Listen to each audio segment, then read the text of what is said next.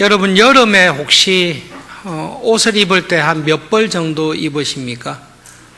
겨울이라서 옷을 많이 입지만 여름에는 보통 속옷을 입고 그 다음에 간단하게 겉옷을 아마 입으실 것입니다.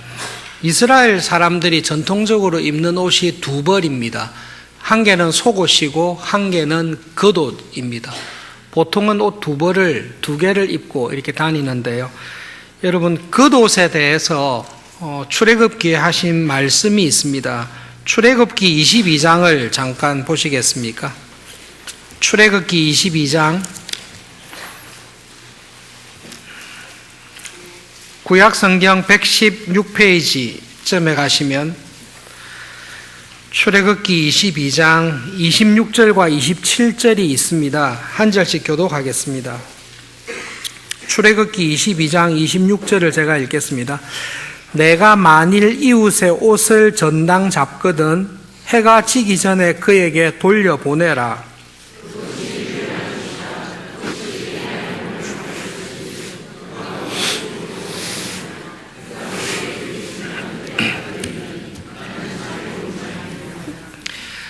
전당을 잡을 때에 옷을 전당 잡는다, 겉옷을 전당 잡는다는 것은 굉장히 가난한 상황입니다. 보통은 다른 물건으로 전당을 잡을 텐데 겉옷을 전당 잡아야 될 정도니까 이 사람은 다른 것이 가진 것이 없는 사람입니다. 그런데 겉옷을 전당 잡았을 때는 이 사람이 돈을 못 갚더라도 저녁이 되면 돌려주라는 것이 하나님의 말씀입니다. 거의 원피스처럼 그냥 머리에서부터 덮어서 쓰도록 되어 있는 옷인데 밤이 되면 이 겉옷을 이불이나 담요로 대신해서 쓰게 되어 있습니다.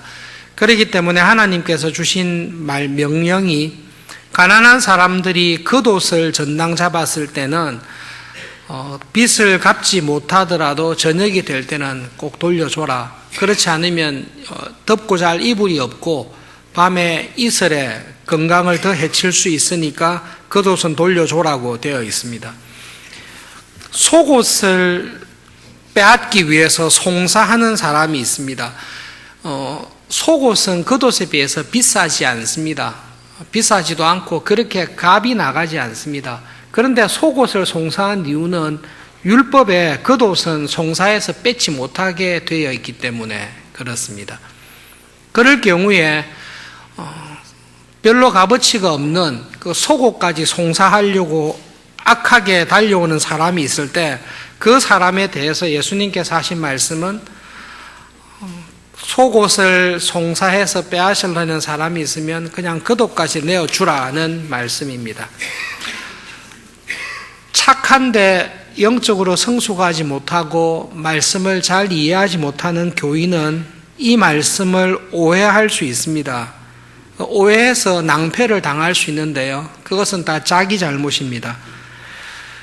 이 말을 잘못 오해해서 법정에서 소송이 있을 때에 항상 소송에서 지고 악한 사람이 나에게 속옷을 빼앗으려고 할 때에 예수님 말씀대로 겉옷까지 다 빼앗기고 항상 손해보면서 살아야 되겠다. 그렇게 적용을 하셔서 세상살이에서나 거래를 할 때나 법정에서 항상 패하고 뺏기기만 하시는 것은 예수님께서 원하신 게 전혀 아닙니다. 오른편 뺨을 때리면 왼편을 들이대라 하는 것은 조문이 아니라 정신이라고 말씀드렸듯이 오늘 이것도 예수님께서 정신에 대해서 말씀을 하고 있습니다. 오른편 뺨을 때렸을 때 예수님은 절대로 왼편을 들이댄 적이 없고 정당하게 해라고 항의하신 것을 기억할 것입니다. 그러므로 오늘 속옷을 빼앗으려고 하는 자에게 겉옷까지 주라는 것을 우리가 문자적으로 적용하는 것은 믿음이 좋은 게 아니라 미련하시고 성숙하지 못해서 말씀을 오해하신 경우입니다. 예수님께서 하시는 말씀은 이겁니다. 보통 어떤 사람이 악한 마음을 품고 나에게 소송을 걸 때에 우리는 어떻게 합니까? 맞소송을 해야 됩니다. 맞소송을 해서 부당하게 착취당하는 일이 없도록 소송을 걸게 되어 있습니다. 그런데 예수님께서 하신 말씀은 어떤 사람이 너에게 악한 마음을 가지고 소송을 걸어서 너의 물건을 빼앗으려고 할 때에, 그럴 때에 맞소송을 해서 악을 악으로 갚지 말고, 그래 그걸 가지기 원하면 그냥 가져라, 그냥 가져가라, 그것뿐만 아니라 이것도 가져가라, 그렇게 예수님께서는 말씀을 하고 계십니다. 여러분, 이게 그냥 쉽게 이 본문을 이해하시려면 우리가 오래전에 살펴보았던 말씀인데 고린도전서 6장을 잠깐 살펴보겠습니다. 그냥 고린도전서 6장을 읽으시면 이 말씀이 아주 쉽게 정리가 될 수 있습니다. 신약성경 268페이지쯤에 가시면 고린도전서 6장이 있습니다. 6장 1절부터 8절까지 한 절씩 교독하겠습니다. 너희 중에 누가 다른 이와 더불어 다툼이 있는데 구태여 불의한 자들 앞에서 고발하고 성도 앞에서 하지 아니하느냐?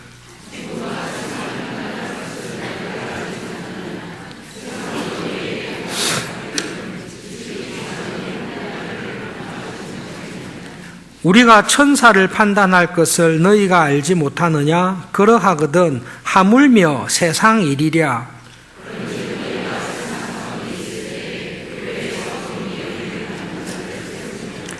내가 너희를 부끄럽게 하려 하여 이 말을 하노니 너희 가운데 그 형제 간의 일을 판단할 만한 지혜 있는 자가 이같이 하나도 없느냐?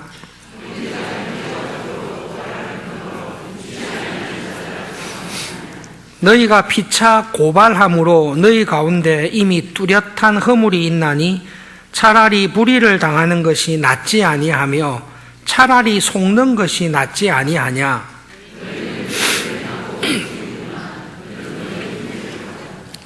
예, 지금 교회 안에 불화가 있어서 다툼이 있어서 그 소송을 한 이야기를 하고 있습니다. 그걸 보면서 사도 바울이 큰 그림을 그리면서 하는 말은 이겁니다. 교인들 간에 경제적인 문제나 혹은 이렇게 불화가 있어서 풀어야 되는데 그것을 교회 안에서 믿음과 사랑으로 하지 못했습니다. 그것을 세상 법정에 가서 고발을 해서 자기의 이득을 취하려고 하는 것입니다. 그렇게 하는 교인을 보고 바울이 하는 말이 그겁니다. 정말로 그렇게 하는 것이 하나님의 영광을 드러내느냐?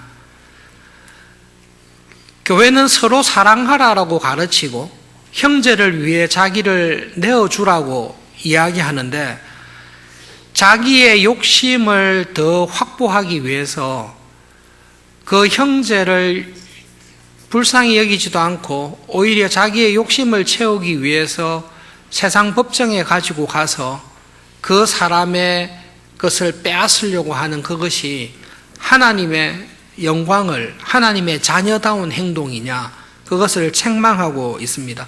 결론적으로 사도 바울은 교회를 향해서 이렇게 이야기합니다. 형제지 않냐? 믿음의 형제지 않냐? 같은 교회 교인이지 않냐? 그러면 경제적으로 차라리 너가 손해보는 게 낫지 않냐? 차라리 손해보고 차라리 네가 속임을 당하는 것이 속아버리는 게 낫지 않냐? 그런데 네가 속는 게 억울하고 경제적으로 손해보는 것이 원통해서 세상 법정에까지 데리고 가서 안 믿는 사람들 앞에서 교인들 간에 좀 더 많은 이익을 얻기 위해서 세상 사람들 앞에서 교인들끼리 서로 다투고 싸울 때 그것이 정말로 교회다우냐? 그렇게 하는 것이 하나님의 자녀다운 행동이냐를 지적하고 있습니다. 그러면서 너희들이 그렇게 하는 것 자체가 의롭지 않고 너희들이 그렇게 하는 것 자체가 형제를 사랑하는 것이 아니다. 그렇게 이야기를 하고 있습니다. 그러면서 차라리 우리들에게 이렇게 말씀하세요. 형제들 사이에 그런 문제가 있을 때 그 사람의 속옷을 빼앗기 위해서 소송을 하는 것이 하나님의 자녀답지 않은 일이라면 차라리 포기해라. 차라리 포기하고 손해보는 것이 낫지 않냐. 이것이 사도 바울이 고린도 교회를 위해서 하신 말씀입니다. 예수님께서 하신 말씀과 똑같습니다.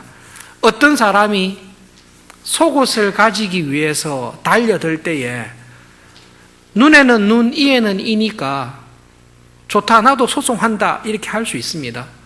그런데 그 사람이 믿음의 형제입니다. 믿음의 형제가 속옷을 빼앗으려고 달려들 때에 차라리 내가 손해를 보겠다. 차라리 내가 손해를 보고 내가 그냥 속는 것이, 지는 것이 좋겠다. 속옷을 가지고 싶으면 가져가십시오. 그런데 원하시면 그냥 겉옷도 다 가져가십시오. 그렇게 대하라는 것이 예수님께서 주신 말씀입니다. 속옷을 빼앗기 위해서 아둥바둥하는 사람을 봤을 때 감히 나의 속옷을 빼앗으려고 해, 이 나쁜 놈 나도 고소하겠다, 이렇게 하지 말고 그렇다면 그냥 겉옷까지도 줄게요. 그냥 다 가져가십시오. 그렇게 하라는 것이 예수님께서 말씀하시는 하나님의 자녀된 우리들의 마음가짐입니다. 처음에 오해한 교인을 말씀드렸는데 세상에서 아주 간교하고 교활한 사람이 우리가 예수님을 믿는 사람인 줄 알고 이 말씀을 알고 이렇게 접근하는 예를 들어봅시다. 당신은 예수님을 믿고 말씀대로 살려고 하는 크리스찬인데 예수님은 오른편 뺨을 때리면 왼편을 들이대라고 했고 속옷을 소송하면 겉옷을 달라고 했지 않냐. 그러니까 지금 당신과의 관계 속에서 내가 이것을 원하는데 예수님께서 속옷 달라 하면 겉옷 주라고 했으니까 겉옷을 줘야 되지 않냐. 이렇게 교활하고 간교한 사람이 이 말씀을 가지고 여러분에게 접근해서 여러분을 압박을 하면 어떻게 하시겠습니까? 그럴 때는 예수님처럼 하시면 됩니다. 너 왜 나를 때리냐? 눈에는 눈, 이에는 이라고 예수님께서 말씀하셨으니 너가 그렇게 나오면 내가 소송을 해서 정의를, 하나님께서 말씀하신 정의를 이루겠다. 그렇게 나가는 것이 지혜입니다. 예수님께서도 대제사장에게 잡혀갔을 때 관원이 불의하게 때렸을 때에 너 왜 불법을 행하느냐? 그것을 딱 지적하시면서 정리를 하셨습니다. 근데 그렇게 할 때에 하나님께서 정해놓은 게 내가 입은 손해 이상으로 보복하지는 않아야 된다라는 것입니다. 우리는 억울한 마음과 복수심이 근본적으로 깔려있기 때문에 내가 당한 화를 보복하기 위해서는 내가 입은 것 이상으로 항상 나가게 되어 있습니다. 여러분, 어떤 사람이 아무 이유 없이 여러분에게 와서 갑자기 여러분의 얼굴에 침을 뱉고 뺨을 때리면 어떻게 보복하시겠습니까? 내가 받은 모욕보다, 내가 맞은 상처보다 더 강하고 더 세게 복수하고 싶은 게 우리의 본성입니다. 그러나 하나님의 자녀라면 그렇게 복수하고 보복할 때에 복수하고 싶은 마음, 보복하고 싶은 마음에 휘둘리지 말고 내가 받은 상처만큼만 보복하는 것을 하나님께서는 원하십니다. 그것이 최소한의 하나님의 자녀인 우리가 이 세상 살아갈 때 해야 될 일입니다. 예, 내가 억울한 일을 당했습니다. 이게 불의하기 때문에 불의한 것을 바로 잡기 위해서 나갈 때에도 내가 손해받은 것 이상 넘어가서는 안 됩니다. 이것은 최소한의 요구입니다.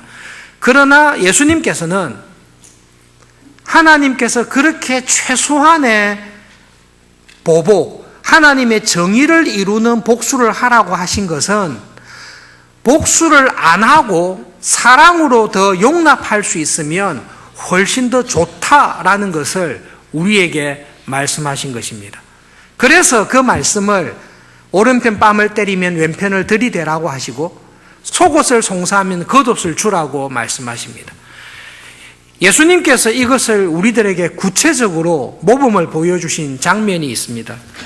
베드로전서 2장에 있는 말씀을 보겠습니다. 신약성경 379페이지쯤에 가시면 베드로전서 2장 19절에 있는 말씀입니다.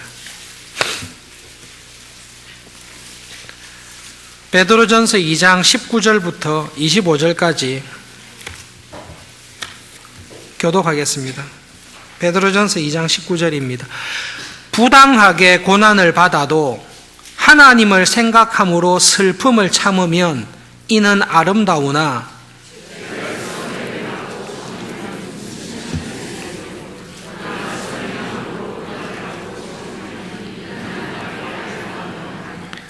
이를 위하여 너희가 부르심을 받았으니 그리스도도 너희를 위하여 고난을 받으사 너희에게 본을 끼쳐 그 자취를 따라오게 하려 하셨느니라.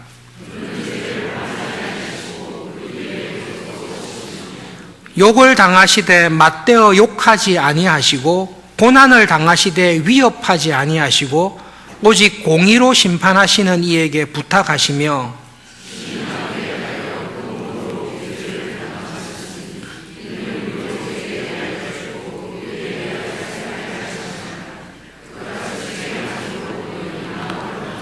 함께 읽겠습니다. 너희가 전에는 양과 같이 길을 잃었더니 이제는 너희 영혼의 목자와 감독 되신 이에게 돌아왔느니라.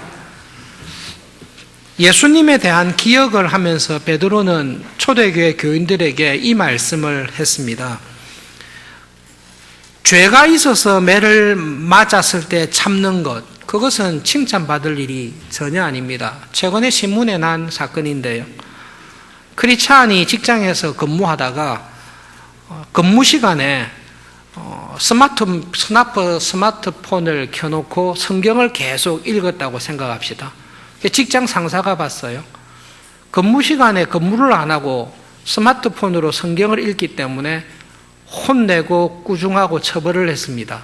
그렇게 했을 때 크리스찬이 성경을 읽는 내를 저렇게 구박하다니 나는 환난과 핍박을 받고 있구나.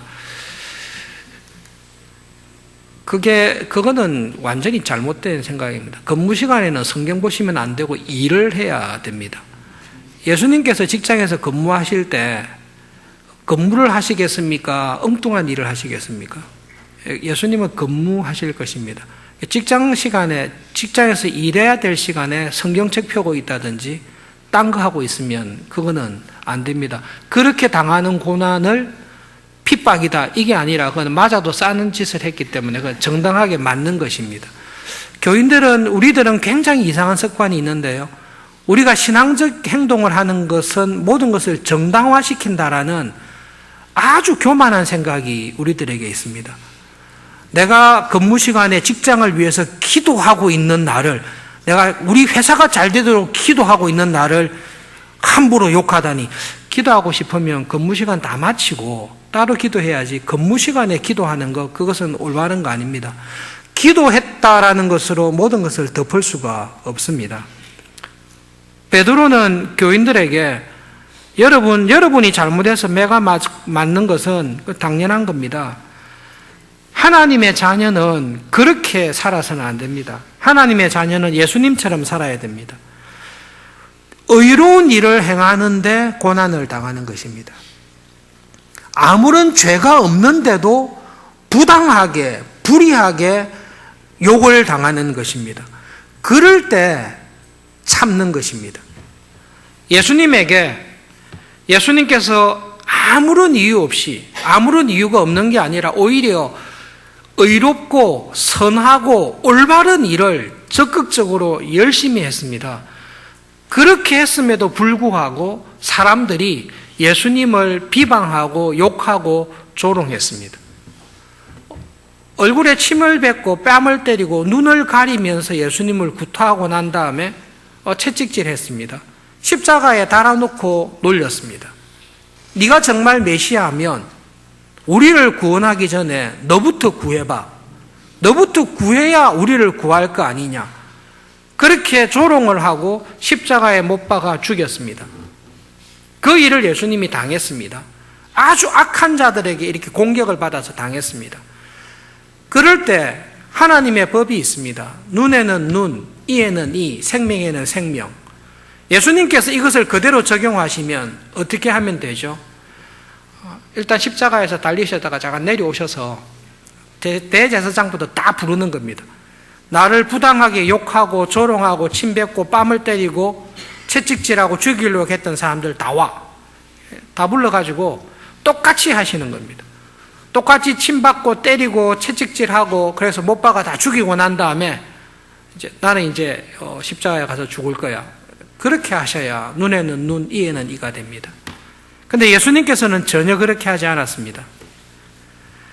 눈에는 눈, 이에는 이라는 것이 복수하라는 게 아니라 참지 못하여 복수할 때라도 하나님의 정의를 놓치지 말라라는 말씀이고, 예수님께서, 하나님께서 눈에는 눈, 이에는 이를 말씀했을 때는 부당하게 너를 대하고 악으로 너를 대한다 할지라도 너는 악을 악으로 갚지 마라. 악과 싸우지 마라. 오히려 정말로 싸우고 싶은 마음이 들 때면 그때는 정의를 바로잡기 위해서 싸울 때라도 네가 받은 피해를 넘어가지는 마라. 그러나 하나님의 자녀라면 악을 선으로 이겨라. 선으로 악을 이겨야지 악을 악으로 갚아서는 절대로 안 된다. 그것을 예수님께서 실제적으로 우리들에게 모범을 딱 보여주셨습니다. 베드로가 교인들을 향해 이렇게 말씀하고 있습니다. 사회에서 부당한 일을 당하거나 교회에서 억울한 일을 당할 때가 있습니까? 저 사람이 내 뺨을 때려? 저 사람이 나를 함부로 소송을 해? 이런 일이 있을 때 하나님을 생각함으로 말미암아 그 사람에 대해서 용서하고 인내하고 참으라고 말씀하고 계십니다. 그래, 네가 정말로 속옷을 가지기를 원하냐? 그냥 겉옷까지 가져가라. 다 가져가라. 예수님께서 그 모범을 우리에게 보여주신 것입니다. 여러분, 예수님이 어떤 분이신지를 가만히 생각을 해보십시오. 예수님께서 어떤 분이시길래 이런 모욕과 억울한 일을 당하셨음에도 참을 수 있었을까? 예수님께서 참으셨는데 나는 참을 수 없을까? 한번 생각을 해보십시오. 산상수훈의 이 말씀을 들을 때 굉장히 부담되는 말씀입니다. 저도 말씀을 준비하면서 또 말씀과 관계되는 책들을 읽으면서 믿음으로 사는 게 과연 뭔가라는 것을 근본적으로, 정말로 근본적으로 돌아보고 있습니다. 여러분, 하나님의 말씀을 아는 것이 우리의 신앙입니까? 아니면 알고 있는 것을 순종하는 것이, 우리의 삶으로 순종하는 것이 신앙입니까? 행함이 없는 믿음이 정말로 살아있는 믿음입니까? 라는 질문에 우리는 봉착하게 됩니다. 예수님께서 하신 말씀을 들을 때에 쉽지 않습니다. 오른편 뺨을 때렸는데 왼편을 돌려대는 이 정신을 가지고 정말로 가능한가? 속옷을 빼앗으려고 하는 사람에게 과연 겉옷까지 우리가 줄 수 있는가? 그런 갈등이 있습니다. 그리고 예수님 말씀하신 대로 겉옷까지 다 주고 다른 편 뺨을 돌려대었을 때 나를 오히려 악용하고 간교하게 이용하는 악한 사람들이 이것을 이용하면 어떨까? 어떻게 할까라는 고민이 있습니다. 말씀드린 대로 여러분, 사람을 봤을 때, 사건을 봤을 때 이 사람이 참 교활하고 간교하고 악해서 다른 편 뺨을 돌려대려고 하는 우리를, 겉옷까지 주르는 우리를 악용하고 불의하게 착취하고 이용하고 있다라고 할 때는 눈에는 눈, 이에는 이의 원리로 들어가는 것이 우리의 지혜입니다. 그런 사람을 만났을 때, 그런 케이스가 있을 때 우리는 반드시 그렇게 가는 것이 예수님께서 보여주신 지혜를 따라가는 것입니다. 그러나 그렇지 않을 때에, 그렇지 않은 어떤 사건들을 많이 만나게 되었을 때 예수님께서는 우리들에게 다른 편 뺨을 돌려대고 겉옷을 주는 마음을 가지고 살 뿐만 아니라 실제로 그렇게 대하라고 우리에게 말씀하고 있습니다. 고린도 교회에 말씀하신 것처럼 교인들 간에 이런 문제가 있을 때 당연히 그렇게 하라고 말씀하십니다. 믿음 안에서 한 형제지 않느냐. 믿음의 형제라면 여러분 동생하고 싸우시겠습니까? 여러분 재산 문제로 혹은 나의 이익을 얻기 위해서 가족하고 막 이렇게 치고받고 싸우고 그렇게 하시겠습니까?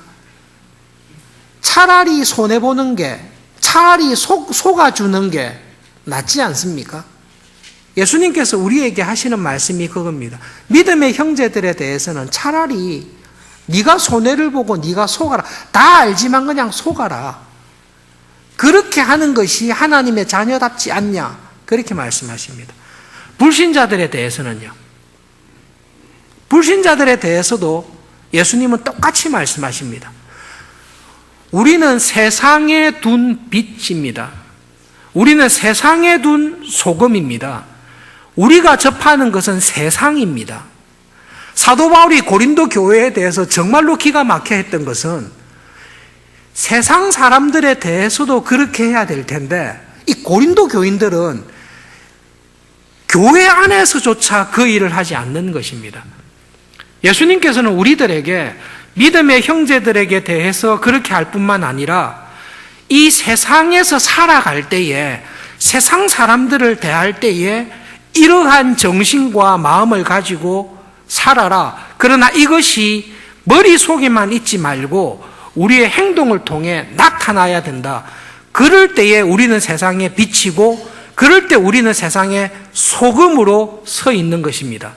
그렇게 할 때에 하나님께서 우리의 믿음의 행위를 통해 영광을 받으신다. 우리는 그렇게 부름받았다. 그리고 그렇게 부름받아서 살아가는 모범을 예수님께서 우리에게 보여주신 것입니다. 예수님의 말씀을 읽을 때 우리에게 정말로 고민되는 것은 이겁니다. 실제로 이게 가능한가? 이번 한 주간 이 세상에서 내가 사람들 부딪히면서 살아갈 때 정말로 이렇게 살아가는 것이 가능한가? 예수님 말고 이렇게 산 사람이 정말로 있나?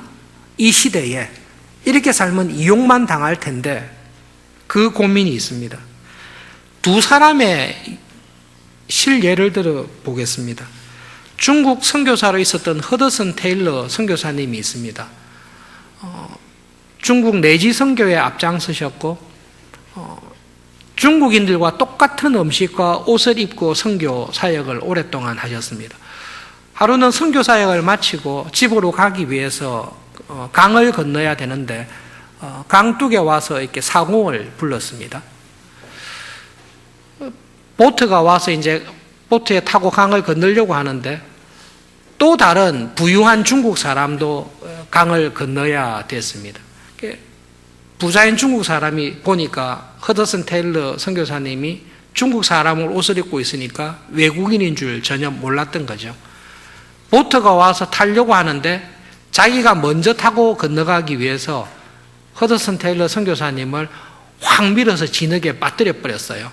진흙에 빠뜨려서 허우적거리고 있을 때에 먼저 보트에 딱 올라타서 내가 먼저 갑시다 이야기를 했습니다.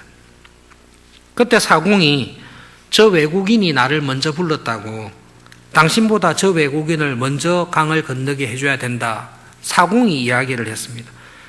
중국인이 중국인 옷을 입고 있어서 몰랐는데 허드슨 테일러가 외국인인 줄 알고 당황하게 되었습니다. 허드슨 테일러 선교사님이 그때 어떻게 하면 되죠? 눈에는 눈, 이에는 이니까 어떻게 하면 되죠? 확 밀어뜨려서 빠뜨리고 먼저 가면 됩니다. 선교사님 그렇게 하지 않고 그 사람을 그냥 초대해서 바쁘신 모양인데 같이 보트를 타고 건넙시다. 보트에 두 사람이 함께 타서 강을 건너게 되었습니다. 쉽습니까? 어렵습니까? 예, 쉽습니다. 이것이 오른편 뺨을 맞았을 때 왼편을 들여대주는 것입니다. 이것이 속옷을 송사하려고 달려들었던 사람에게 겉옷까지 내주는 것입니다. 그런데 보통 우리는 이게 잘 안 됩니다. 우리는 보통 이게 잘 안 됩니다. 일전에 말씀드린 거로 기억나는데요. 이민교회 부목사로 지낼 때 담임 목사님 사모님께서 아직도 기억나는 말씀을 하셨어요. 목사님과 함께 젊은 시절에 신방을 갈 때 보통 한국교회 신방 가면 남자는 목사님 하나밖에 없고 다 권사님들이 신방 가시거든요. 사모님께서 목사님과 팔짱을 끼고 가고 싶어서 팔을 살짝 팔짱을 끼려고 했는데 목사님이 이렇게 거절을 했대요. 사모님께서 이렇게 다른 권사님들 앞에서 자기를 무시하고 자기의 자존심이 상처를 받았다 생각을 하셨어요. 그래서 죽을 때까지 팔짱 안 끼리라 마음에 각오를 하셨어요. 그때 저희들이 부목사로 있을 때 사모님께서 이렇게 커플 비례 인도하시면서 있었던 이야기인데, 자기가 가는 10년 전에 그런 일이, 10년도 더 됐을 거예요. 10년 전에 그런 일이 있어서 지금까지 절대로 팔짱을 안 꼈는데, 커플 비례하고 말씀을 보면서 그것을 회개해야 되겠다. 남편에 대해서 이 마음을 접어야 되겠다. 결심하고 남편에게 10년 전에 그런 일이 있어서 내가 죽을 때까지 팔짱 안 끼려고 했는데 하나님의 은혜를 받아서 용서해서 팔짱 끼기로 했다.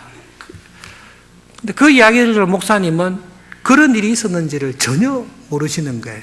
보통 남자들이 좀 그런 때가, 남편들이 그럴 때가 있거든요. 그래서 사모님이 더 억울한 거죠. 우리는 그쪽이 훨씬 가깝습니다. 우리는 교회에서든 사회에서든 나를 무시하거나 내 자존심을 상하게 한 일이 있을 때는 우리는 내 눈을 상하게 하면 죽여버리고 싶습니다. 그게 라멕의 노래입니다. 우리는 라멕의 노래에 훨씬 가까운 사람들입니다. 저게 내 자존심을 건드려, 저게 사람들 앞에서 나를 이렇게 무안을 줘. 이것은 그 사람이 그렇게 했든 안 했든 관계없이 내가 스스로 상처 입었다라고 할 때는 우리는 이것을 참지를 못합니다. 그런 일을 당했을 때 하나님께서 신자에게 원하시는 것은 눈에는 눈, 이에는 이입니다. 그것이 하나님께서 우리에게 주신 정의입니다. 팔짱을 끼려고 하는데 모든 사람 앞에서 무시를 당했다고 생각하잖아요. 그럼 어떻게 보복하면 되죠? 더 많은 사람들 딱 불러 모아놓고 여보 내 팔짱 좀 끼주세요. 둘이만 알도록 이야기해서 남편이 팔짱 끼려고 할 때 왜 이래요? 하고 무안을 줘버리면 되잖아요. 눈에는 눈, 이에는 이라는 것은 내가 받은 상처만큼 보복하면 우리의 약함을 알기 때문에 그렇게 해서 보복해서 끝낼 수 있도록은 허락하셨는데 그 이상 안 가기를 하나님은 원하세요. 그게 악에 휘둘리는 거거든요. 그렇게 하기에는 내 자존심이 너무 크게 받았으니까 좋아. 사람들 앞에서 나를 그렇게 무시해서 죽을 때까지 팔짱 끼나 봐라. 우리는 이 마음을 먹어요. 그래서 죽을 때까지 미워하는 마음을 가장 가까운 남편과 교인을 향해서 죽을 때까지 미워하는 마음을 품고 키우고 안고 사는 게 우리의 본성입니다. 중국 사람이 허드슨 테일러 외국 선교사를 밀어버려서 진흙탕에 빠졌어요. 근데 생각해 보세요. 중국의 황제를, 배를 기다리고 있는 황제를 밀어뜨려서 진흙탕에 넣었다고 해보세요. 그럼 어떻게 되겠습니까? 진흙탕에 빠지겠습니까?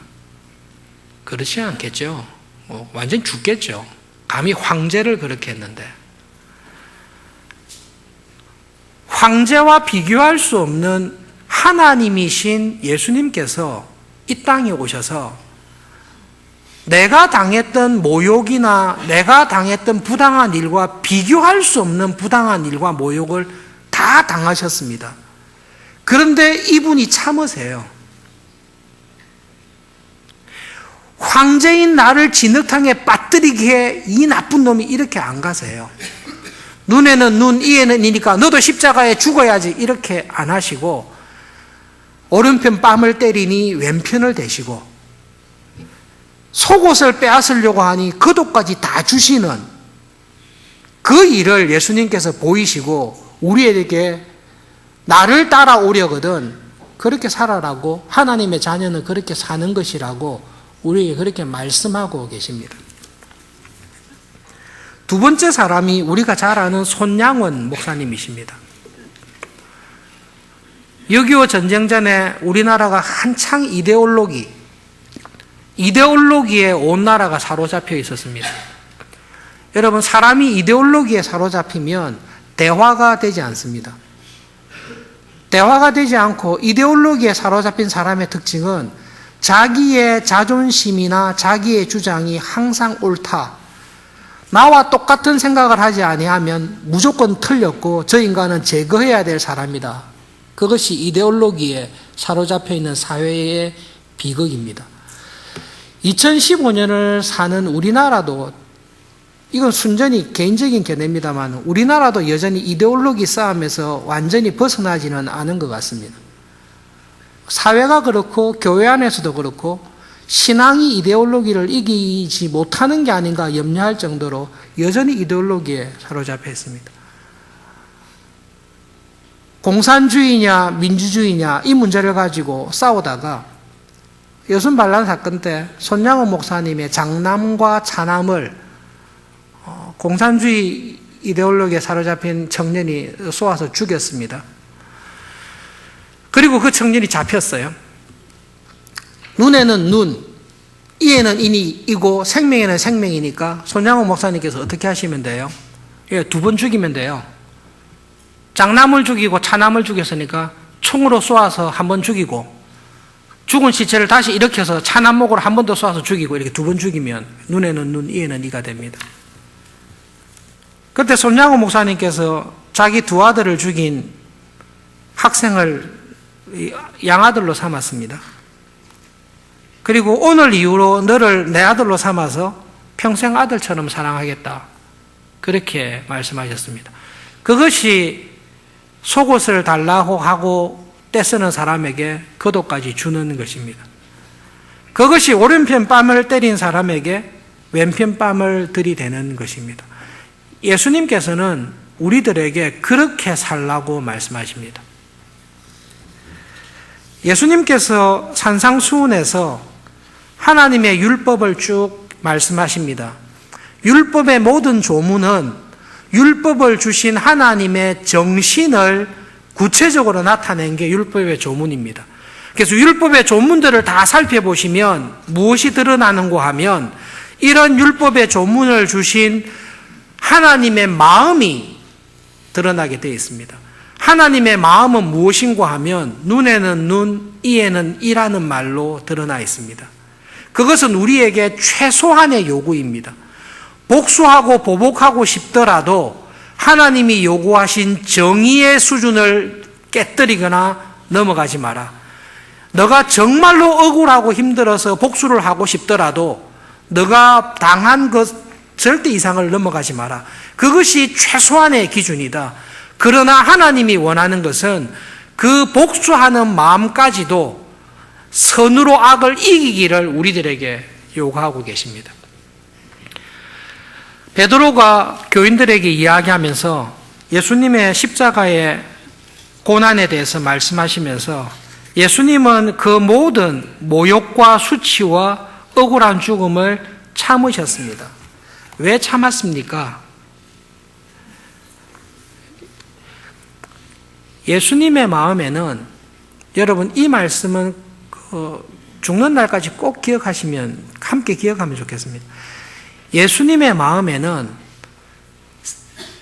다른 사람들이 나를 어떻게 평가할까, 세상이 나를 어떻게 볼까, 이 마음보다는 하나님께서 나를 어떻게 보실까, 이 마음에 딱 사로잡혀서 살아가시는 분입니다. 세상 사람들은 예수님을 조롱하고 모욕을 주고 부당하게 대합니다. 그럴 때 예수님 마음에 이것들이 나를 우습게 봐, 이런 마음이 없으세요.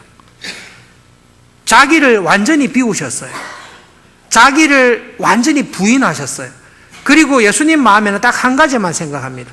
하나님의 뜻이 뭔가? 나에게 원하시는 하나님의 뜻이 뭔가? 그 뜻에 순종하면서 살기 원한다. 그것이 예수님의 마음을 딱 사로잡고 있습니다. 십자가에서 예수님께서 하나님의 뜻이 뭡니까? 이미 겟세마네 기도할 때 알았어요. 십자가를 지는 것이에요. 십자가를 진다는 것 자체가 부당한, 견딜 수 없는, 용납할 수 없는 수치와 모욕을 당하는 것인 줄 알지만 그게 하나님의 뜻이니까 예수님의 관심은 하나님의 뜻에 순종하는 것에 있습니다. 하나님의 뜻을 순종하며 나갈 때에 세상이 나에게 어떤 대접을 하는지에 대해서는 예수님은 개의치 않으세요. 그거는 그냥 하나님께 맡겨놓으세요. 이렇게 질문하실 수 있습니다. 좋습니다. 목사님, 오른편 뺨을 때리면 왼편을 드리게 되겠습니다. 속옷을 달라 하면 겉옷까지 주겠습니다. 내가 이렇게 순종하면 나의 오른팔을 때렸던 사람이 회개하고 겉옷을 받아갔던 사람이 예수님을 믿고 나에게 다시 착한 사람으로 돌아오겠습니까? 예수님은 거기에 대해서는 약속하지 않습니다. 예수님은 우리들에게 오른편 뺨을 때렸을 때 왼편을 드려야 되고 속옷을 송사하는 사람에게 겉옷을 주었을 때 너에게 다음에 어떤 더 큰 복이 올지에 대해서는 전혀 말씀하지 않습니다. 예수님께서는 그거는 네가 상관할 바가 아니고 너에게 있는 가장 큰 복은 오른편 뺨을 때린 자에게 왼편을 들이대면서 살아가는 것 자체가 하나님의 뜻이고 그렇게 사는 것 자체가 우리에게 복이다라고 말씀하십니다. 겉옷을 내어주면 뭔 좋은 일이 내 겉옷을 줬는데 내가 입고 있었던 겉옷보다 더 좋은 겉옷으로 줍니까? 다이아로 만든 겉옷을 주십니까? 하나님은 거기에 대해서는 아무 말씀이 없으십니다. 다만 내가 겉옷을 내어줬을 때 그렇게 살아가는 것 자체가 보석보다 더 값진 믿음의 삶이다. 그렇게 살아가는 것 자체가 이 세상의 어떤 영광이나 행복보다 더 큰 행복의 길을 걷는 것이다. 그렇기 때문에 내가 이 길을 걸어가 본 결과 정말로 이렇게 사는 것이 하나님의 자녀가 누릴 수 있는 최고의 복된 길이다. 그러니 같이 가자. 그게 예수님께서 우리에게 하시는 말씀입니다. 그렇게 걸어가는 것이 가장 하나님을 닮은 하나님의 자녀다운 모습이다. 그 모습으로 살아가라고 우리를 부르시는 것입니다. 그런데 그 모습으로 살아갈 때 우리를 딱 얽어매는 게 뭔가 하면 자존심이에요. 내가 이런 대접받아야 되나? 나를 이렇게 우습게 여겨도 되나? 나를 물인 줄 아나? 그런 자존심. 나를 증명하고 싶고 결코 나는 무시당할 수 없고 나는 절대 손해볼 수 없다라는 이 옛사람의 자존심이 하나님의 자녀답게 살아가는 일을 막는 것입니다. 그래서 악이 올 때에 악에 대해서 적극적으로 저항하고 싶도록 우리를 끌고 가는 것입니다. 예수님께서 우리에게 보여주시는 것은 악에게 지지 말고 선으로 악을 이기십시오. 그리고 행함이 없는 예수님의 말씀을 듣고 알았습니다. 그런데 행함이 없습니다. 행함이 없는 믿음은 그 믿음이 없는 것이라고 예수님께서 말씀하십니다. 어떻게 하면 이런 믿음의 길, 손양호 목사님과 허드슨 테일러와 같이 그렇게 살아갈 수 있었습니까? 허드슨 테일러가 그 중국인에게 보여줬던 그 모습을 통해 우리는 허드슨 테일러를 보는 게 아니라 허드슨 테일러 안에 살아계신 예수님을 보는 것입니다. 예수님의 빛을 허드슨 테일러를 통해 세상에 보여주시는 것입니다. 그래서 예수님이 빛이고 예수님 안에 있는 우리가 빛입니다. 손양원 목사님의 그 모습을 볼 때에 우리는 손양원 목사님을 보는 게 아니라 손양원 목사님 안에 살아계신 예수님을 보는 것입니다. 우리는 그렇게 부름을 받았습니다. 한 주간 살아가실 때 이제는 내가 산 것이 아니라 내 안에 예수님께서 살아 계십니다. 그런데 이 예수님은 어떤 예수님이십니까? 베드로가 이야기했던 대로 악을 악으로 갚지 아니하고 욕을 욕으로 갚지 아니하고 십자가를 지시고 자기를 부인하신 모습으로 우리 안에 살아 계십니다. 이 예수님이 살 수 있도록 우리를 죽이셔야 됩니다. 이 예수님을 죽이고 내가 살면 안 되고 이 예수님이 살기 위해서 나를 부인하고 십자가를 지고 가는 것, 그것보다 더 큰 행복은 이 세상에 없습니다. 그것보다 더 큰 영광은 이 세상에 없습니다. 우리가 예수님을 닮아가는 것, 우리가 예수님처럼 되는 것보다 더 큰 성공은 하나님 눈에 없습니다. 오른편 뺨을 때리시면 왼편을 들이대십시오. 문자적으로 적용하지 마시고 속옷을 달라고 아둥아둥 할 때에 겉옷까지 내어주십시오. 하나님은 자녀들에게 그것을 요구하시고 그것을 기뻐하십니다. 기도하겠습니다. 하나님의 자녀의 참 모습이 어떠한지를 예수님 말씀을 통해 예수님의 삶의 모범을 통해 저희들에게 보여주셨습니다.